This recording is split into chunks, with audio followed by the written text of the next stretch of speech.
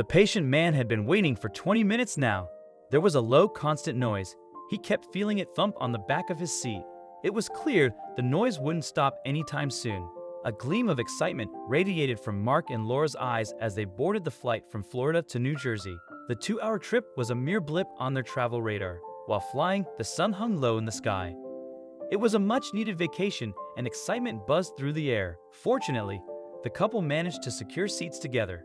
It was a full flight, and everyone was eager to reach their destination. However, things did not go as planned. An unruly child sat behind them, making the journey challenging.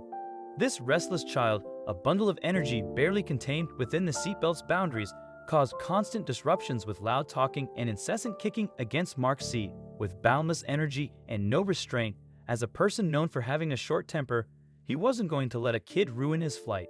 Mark lowered his head and cleared his throat. "Would it be possible for you to ask your child to stop kicking my seat?" she said dismissively.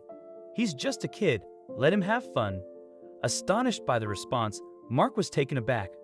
Laura smiled sympathetically, trying to diffuse the situation with a perplexed glance. Mark didn't feel that he had a choice. The mother, Brenda, could have asked him to stop, but for some reason, she decided not to.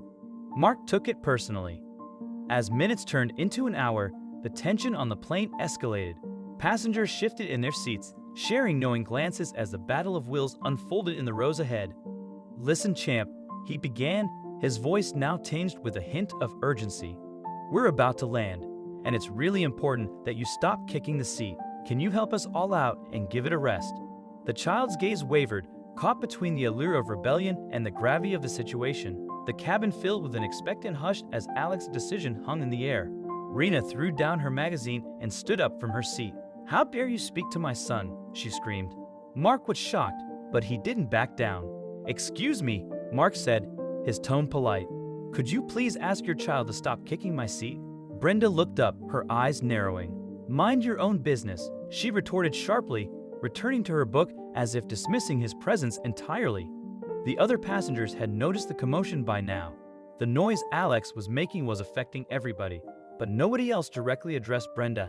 They just recorded it on their phones. With another flyer's help, Mark continued after several failed attempts to find solace. Mark turned around once more, his patience thinning. Maybe if he tried to be friends with the child, he would be nice.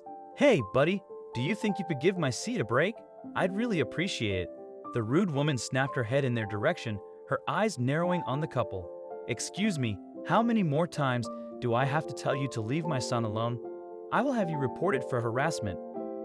Laura had enough. As she turned around and said, "Please, control your child. You're speaking very rudely to us. We asked you nicely so many times." Mother was seeing red. No one was allowed to speak to her or her son like that, and she was ready for war. "Alex, honey, have as much fun as you want. We all know how boring it is to be a kid on a plane." Mark was at his limit. He had something in his carry-on bag for situations like this. The little boy and his mother wouldn't be laughing anymore. Once he showed them what he had in store for them, he had already tried confronting him a few times by now, and the boy was conditioned not to care. But this time was different. He showed the boy what he had in his hand and then put a finger to his lips. The boy sat frozen in place as soon as he saw what Mark was holding in his hand. He wasn't kicking his chair anymore. Now that he knew what Mark was up to, Mark gestured for the boy to keep quiet. The boy nodded his head in agreement and kept staring at the object in Mark's hand. He was fixated on it. Mark returned to facing forward. Inside, he waited now to see if the boy would keep his promise or not. But what had he given him? The object that he had given the boy was something special. It was Mark's favorite treats. They imported chocolate from Belgium. He heard the boy behind him ravaging the wrapper and eating the chocolate. The whole time the boy ate the candy, he wasn't bothering Mark. He even almost managed to doze off for a bit. The peace and tranquility he felt now that there were no tremors from behind were magnificent. But then it started again, and Mark's eyes opened wide. The kicks were light and less aggressive. Was he really doing it absent-mindedly? Maybe he couldn't help it. Then, a realization dawned on him. Was he just hungry and couldn't sit still? He wouldn't have been surprised if the nasty mother didn't feed him properly. The people around them began whispering among themselves. One woman even spoke loudly, not caring if Brenda heard. "That woman cannot control her child.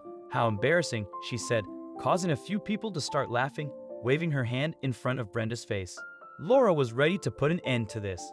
"If you don't control your child right now, I will call over a flight host," she threatened. At that moment, another passenger piped up and said, "Control your kid, lady. He's been making noise through the whole flight." There was a murmur of agreement from the other passengers who had had enough. Just as the situation seemed ready to spiral out of control, a ray of hope appeared in the form of an air hostess. She stopped at Brenda's aisle and said, with an air of authority, "Do we have a problem here?" She approached the row and looked at the child sternly. "Young man, you need to stop kicking the seat immediately." A child's defiance faltered under the air hostess's command. With a reluctant huff, he slumped back into his seat, his legs finally still. Brenda, unable to challenge the authority of the airline staff, begrudgingly sank into her seat, her anger simmering beneath a facade of compliance. She knew she was in the wrong. The cabin breathed a collective sigh of relief as the atmosphere shifted from hostility to a subdued calm.